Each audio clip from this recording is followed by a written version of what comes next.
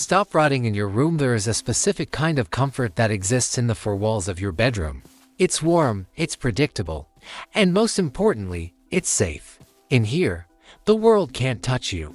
There are no awkward social interactions, no failures, and no eyes judging your progress. You have your screen, your bed, and a digital window into a billion other lives. We call it rotting, and in a strange way, we've started to romanticize it. We joke about bed rotting as a form of self-care, a way to opt out of a world that feels too loud and too demanding. But let's be honest with each other. There is a very thin line between resting and disappearing. At some point, the sanctuary you built to protect yourself becomes the prison that keeps you small. This is the hard truth you're trying to ignore while you stare at your ceiling at 3 in the afternoon. The longer you stay in this room, the harder it becomes to leave. And the more the version of you that was meant to change the world begins to wither away. We have to talk about the biology of the rot. When you spend days in a darkened room, illuminated only by the blue light of a smartphone or a monitor, you are essentially tricking your brain into a state of suspended animation. You are receiving hits of dopamine from short-form videos, memes, and notifications, rewards you didn't have to earn. In the real world, dopamine is supposed to be the fuel for action.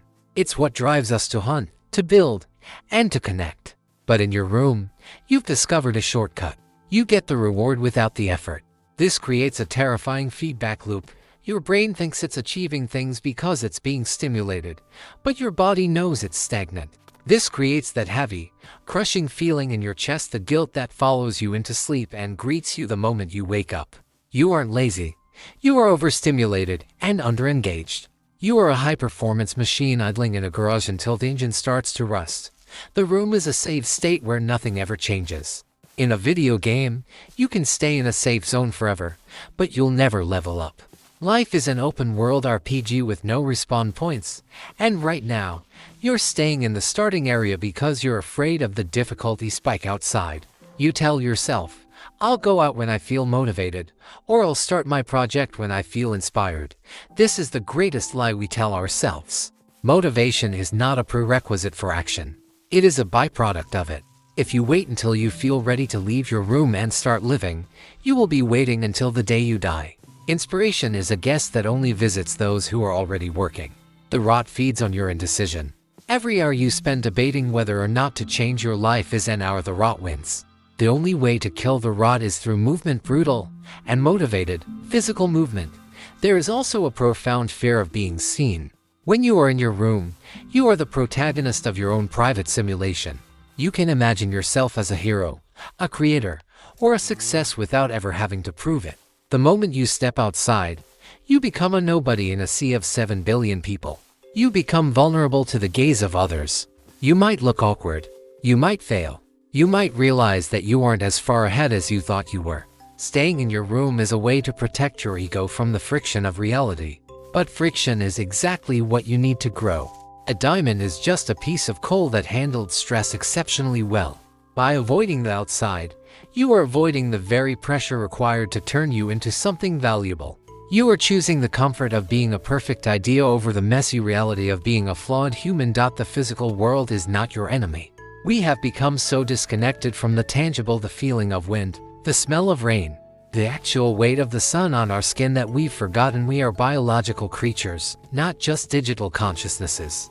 Your mental health is inextricably linked to your physical environment. If your environment is a pile of laundry, empty plates, and closed curtains, your mind will mirror that chaos. You cannot think your way out of a rut if you are physically sitting in one. The first step to stopping the rot isn't a 5-year plan or a grand manifestation. It's opening a window. It's letting the stale air out and the light in. It's the act of making your bed, not because your parents told you to, but because it is a signal to your brain that the rest period is over and the action period has begun. It is a reclamation of your space. Let's talk about the waiting room syndrome. Many of us treat our current lives like a waiting room for the real life that starts later. You think, when I move out, then I'll be active, or when I finish school, then I'll be happy. But your life is happening right now, in the middle of the rot. Every day you spend waiting is a day you've permanently deleted from your existence. There is no perfect version of you waiting in the future. There is only the you that exists today, and the choices that version makes. If you don't learn how to live while things are difficult, you won't know how to live when things are easy. The world outside your door is messy, unpredictable, and sometimes cruel, but it is the only place where anything real ever happens.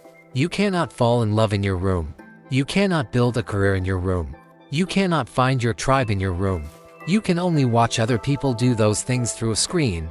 The antidote to rotting is the 5-minute rule. Don't try to change your entire life today. That's too heavy. It will only make you want to crawl back under the covers. Just commit to 5 minutes. 5 minutes of walking outside, of cleaning, 5 minutes of talking to a real human being face to face. Usually, once you break the seal of stasis, the momentum takes over. The hardest part of a journey isn't the miles. It's the first inch. You have to prove to yourself that you are still the one in control of your limbs.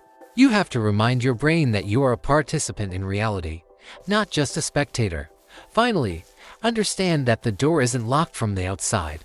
You are the one holding the handle. The world hasn't forgotten you. It's waiting for you to show up. It doesn't care if you're perfect or if you have all the answers. It just needs you to be present. Stop scrolling through the lives of people who have the courage to leave their rooms. Stop comparing your behind the scenes to their highlight reel. Your room will always be there if you need to rest, but it should be a pit stop, not a destination. You were not born to be a ghost in a machine. You were born to breathe, to sweat, to fail, and to try again.